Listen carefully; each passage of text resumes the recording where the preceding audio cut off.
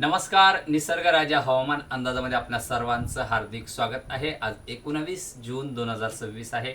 बघा शेतकरी मित्रांनो, 2 दिवसामध्ये आपल्या शेतीची कामे आटपून घ्यायची आहे, कारण की 22 तारखेपासून 22, 23, 24, 25, 26 तारखेला राज्यात पश्चिम महाराष्ट्र, मराठवाडा, विदर्भ या भागात जोरदार ते मध्यम स्वरूपाचा पाऊस पडण्याची शक्यता राहणार आहे. तर उत्तर महाराष्ट्राला सुद्धा ठिकठिकाणी मध्यम स्वरूपाच्या पावसाची शक्यता ही 22 ते 26 दरम्यान आहे. आणि ज्या ज्या ठिकाणी 22 ते 26 दरम्यान पाऊस होणार आहे त्या ठिकाणी पेरण्या करायला काहीच हरकत राहणार नाही, कारण की त्याच्यानंतर पुन्हा 27, 28, 29, 30 दरम्यान सुद्धा राज्यामध्ये मध्यम ते जोरदार स्वरूपाचा पाऊस हा मेघगर्जना, विजांचा कडकडाटासह होण्याची शक्यता राहणार आहे. सध्याच्या कंडिशनला आपण बघतो सॅटेलाइट इमेजनुसार की एक लो प्रेशर बंगालच्या उपसागरात आणि एक लो प्रेशर इथे अरबी समुद्रात बनलेला आहे.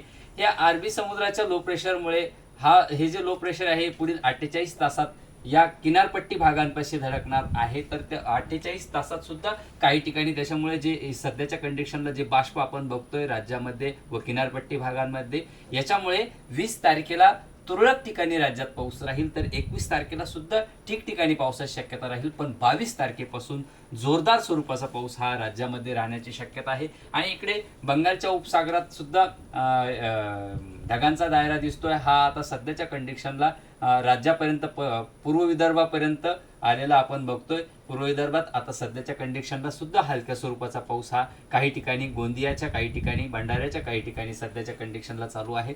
तसेच 22 तारखेपासून राज्यात सिंधुदुर्ग, कोल्हापूर, रत्नागिरी, सांगली, सातारा, सोलापूर, पुणे, रायगड या भागांना पावसाची शक्यता आहे. तसेच ठाणे, मुंबई, वसई, विरारला सुद्धा पावसाची शक्यता आहे. आणि इकडे धाराशिव, लातूर, नांदेड, हिंगोली, परभणी, बीड, जालना, छत्रपती संभाजीनगर या भागांना सुद्धा मध्यम ते जोरदार स्वरूपाचा पाऊस हा मेघगर्जना, विजांचा कडकडाटासह 22 ते 26 दरम्यान होणार आहे. आणि ज्या ज्या ठिकाणी पाऊस होईल त्या त्या ठिकाणच्या शेतकऱ्यांनी आता पेरण्या करायला हरकत नाही, कारण की त्याच्यानंतर पेरणी झाल्याच्या नंतर पावसाची गरज असते. तशी ती पावसाची गरज पुन्हा 27 तारखेनंतर पुन्हा पाऊस पडण्याची शक्यता ही राज्यामध्ये आहे. त्यामुळे आपल्याला सध्याच्या कंडिशनला पेरण्या करायला हरकत नाही. आणि इकडे विदर्भात सुद्धा जोरदार पावसाची, काही ठिकाणी मध्यम स्वरूपाच्या पावसाची शक्यता ही बुलढाणा, अकोला, वाशिम, अमरावती, यवतमाळ, वर्धा, नागपूर, भंडारा, गोंदिया, गडचिरोली, चंद्रपूर या भागांना आहे. पावसाचा जोर जास्त हा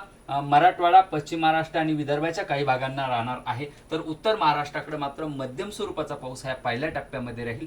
आणि दुसऱ्या टप्प्यामध्ये पुन्हा उत्तर महाराष्ट्रात सुद्धा जोरदार स्वरूपाचा पाऊस होणार आहे. या टप्प्यात इकडे अहिल्यानगर, नाशिकला सुद्धा जोरदार स्वरूपाचा, मध्यम स्वरूपाच्या पावसाची शक्यता ही 22 ते 26 दरम्यान आहे. 21 तारखेला सुद्धा जो कमी दाबाचा पट्टा जो किनारपट्टीला धडकल्याच्या नंतर 21 तारखेला सुद्धा तुरळक ठिकाणी, म्हणजे तुरळक म्हटल्यापेक्षा बऱ्याच ठिकाणी 21 तारखेला सुद्धा पावसाची शक्यता असल्यामुळे शेतकरी मित्रांनो, पुढील उद्या आणि परवा आपल्याला जे पेरण्या करायच्या आहे त्याची तयारी करा. फक्त कोरड्यामध्ये पेरण्या करू नका, कारण की काही ठिकाणी फक्त पेंडवणी स्वरूपाचा पाऊस होऊ शकतो. त्यामुळे काय होईल, बियाणे आपले कुजतील, त्यामुळे आपले बियाणे उगणार नाही. त्याच्यामुळे काही शेतकऱ्यांनी ज्यांना कोरड्यात पेरण्या करायच्या आहेत त्यांनी पेरण्या या वर्षी टाळाव्या असं माझं मत आहे. पण ते 22 तारखेपासून पुढे जो जिथे जिथे पाऊस होईल तिथे पेरण्या करायला काही हरकत नाही, कारण 27च्या नंतर जोरदार पावसाची पुन्हा शक्यता असल्यामुळे राज्यात जूनच्या शेवटपर्यंत पेरण्या होण्याची शक्यता आहे. त्यामुळे शेतकरी मित्रांनो, 2 दिवसामध्ये आपली शेतीची कामे आटपून घ्या. धन्यवाद.